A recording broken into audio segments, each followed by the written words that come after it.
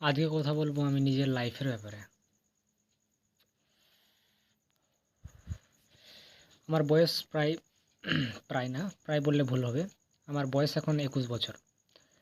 আমি যখন আমার বয়স যখন ১৯ বছর ছিল তখন থেকেই ভাবছিলাম আমি লাইফে কিছু করব বা আমার মধ্যে কোনো প্রতিভা আছে যেটার মাধ্যমে আমি দাঁড়াবো বা সবাই আমাকে জানবে। আমার একটা নিজের অরা 999+ হবে।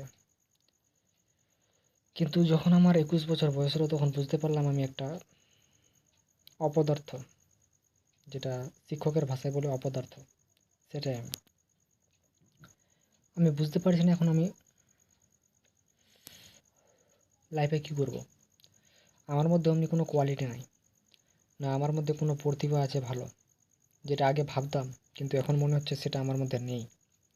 আমার সমবয়সী ছেলে বন্ধুরা কোনো জায়গায় জব করে ভালো টাকা কামাচ্ছে। সেটা দেখে আমার ভিতরে একটা জেলাস ফিল হচ্ছে।